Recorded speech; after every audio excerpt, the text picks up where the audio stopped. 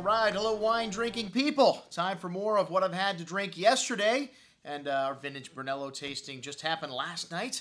Wow, what an incredible evening. I was looking forward to this all week and, well, for the last couple of months since we did our 2007 tasting, really. 2007, an outstanding vintage for Brunello. This is a wine that's held for 5 years before release, one of the longest wines that's held before it's allowed to be released by law, and still needs 10 years in a great vintage like 2007 in your cellar before it's drinking at its peak. And hey, that's why we do events like this, to tell you, our wine drinking people, how the 1975 La Chiesa di Santa Restituta Brunello di Montalcino is drinking.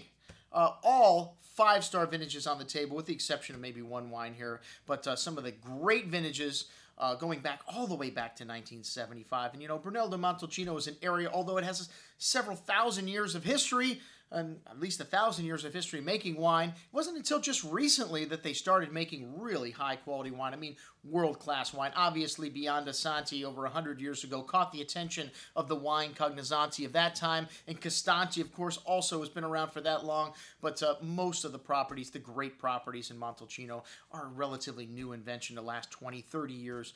Really, it wasn't until the late 60s that wineries like Valdicava popped up. Today, one of the greatest producers in Montalcino. So we're going to go through all the wines that we showed on this evening, and everything showed up again. A testament to Dr. Bob's cellar, truly one of the great cellars in South Florida. And, you know, I thought for a second that Costanti was a little bit corked, but old wines like this need a chance to spread their legs, and I always open up the wines at least an hour before the event, decanter them, clean them up, pour them back in the bottle, and taste them to make sure they're good.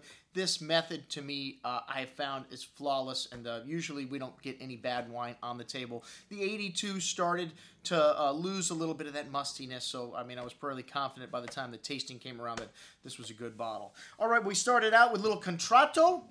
Spumante, this is not from Tuscany, but this is our good friend Giorgio Ravetti's new sparkling wine from the Piedmont. Contratto, the original producer of sparkling wine, so when Giorgio was looking for a property to buy, to, you know, house his new sparkling label, of course he went with the original Contratto, and it just so happens this was available. And he stopped, you know, the Barolo production. These guys already have some great Barolo and Barbaresco labels, and just focusing now on sparkling wines. 80% Pinot Noir and 20% Chardonnay, the same method they use to make champagne.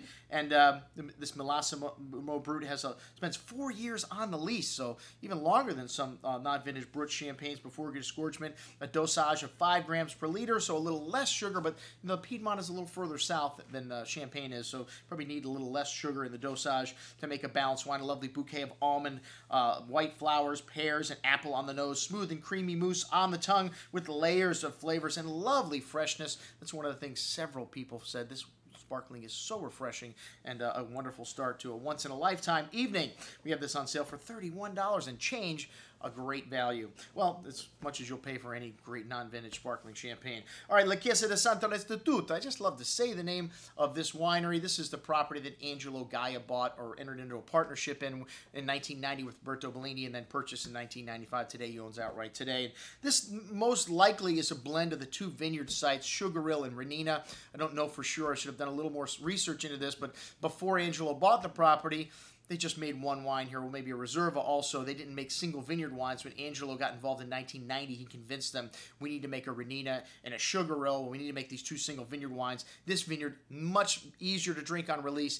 This vineyard needs time, the Sugarhill vineyard, and always a little monster. But this 1975 showed really nice. You know, it was a little weak when we first opened up and needed a little chance to stretch its legs. It'd been in the bottle for some 37 years. And, man, some lovely tar and earthy aromas coming out on the nose. Very light and pleasant at first, but really that red cherry fruit started to come out on the palate. Really smooth and silky textures. Tannins fully resolved at this point, and still had nice freshness in this wine, and a lovely spice, and a really nice bottle of Brunello. Maybe not the star or the wine of the night, but an excellent bottle of Brunello. At $150 you can buy this wine? Well, there's nothing available on the web. The closest vintage I could find, I think, was $79, but $150. You can find great old Brunellos still for a fraction of what you're going to pay for great old French wines.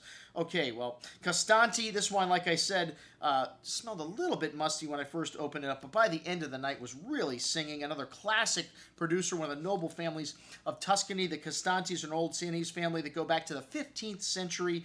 And, well, Tito presented a Brunello and another wine he called Brunello, also a wine competition in the mid-19th century. And, you know, so this was a property that you saw the potential of a long time ago, around the same time Santi was making their name. But like I said, a little musty, but that classic black tar starting to come out, and a potpourri of dried flowers, smooth and silky on the palate. This wine, really lovely. Like I said, by the end of the night, that mustiness blew off, and this pretty floral notes really shining at the end. Classic Brunello, still had some fruit left to it. Lovely balance, most excellent juice. One of the wines of the night, as was pretty much every wine on the table. I mean, only one underwhelming wine tonight. The 1988 Pertimale was not it. This wine also outstanding. Over 3 generations, the Sassetti family has producing wine in Montalcino, and 1967 they got started, so we call this the second wave, really.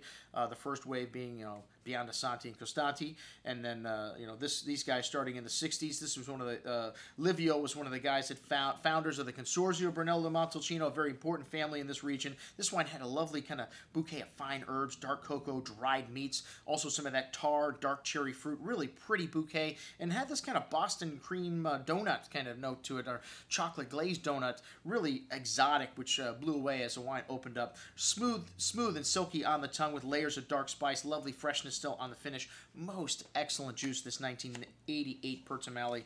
One of the wines of the night, the 1990 Talenti. Outstanding. This is the Reserva from them. This company was founded in 1980, so kind of the third wave of producers here.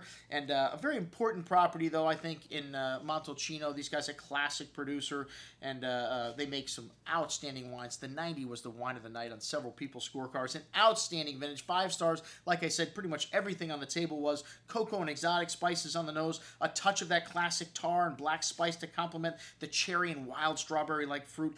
Lovely ripe fruit showing on the palate here, smooth and silky, layers of spice, dried meats, that classic porcini and black truffle notes, drinking at its peak, but this one could go another 10 or 20 years easily. Most excellent.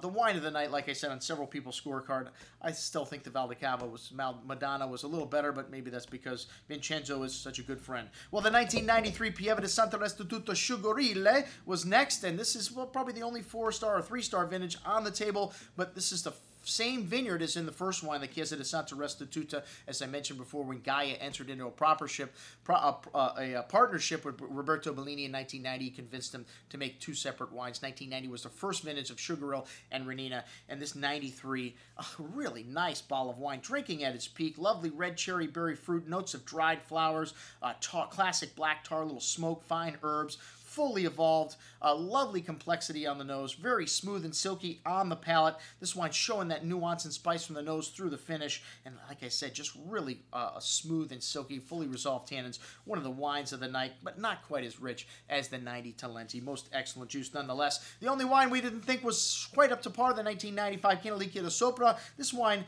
still a really nice wine, but showing a little oxidization on the nose, and maybe a little bit showing a little bit older on the palate than it should have been on the finish. In 1962, Primo Pacente, a lover of the land and knowledge of fine wine, started this Agricola Agenzi Canalicchio di Sopra, and a tiny winery. They make about 2,000 cases of Brunello a year. We buy this wine every year. Like I said, the 3 bottles we opened, because I kept opening up another bottle to see if it was going to show the same, and like I said, it wasn't bad. Still an excellent bottle of Brunello, but not at the level of other bottles of 95 Canalicchio di Sopra. None of the 1, 2, or 3, showing a little bit of oxidization on the nose, every single one of them. All right, the 1997 Val di Cava.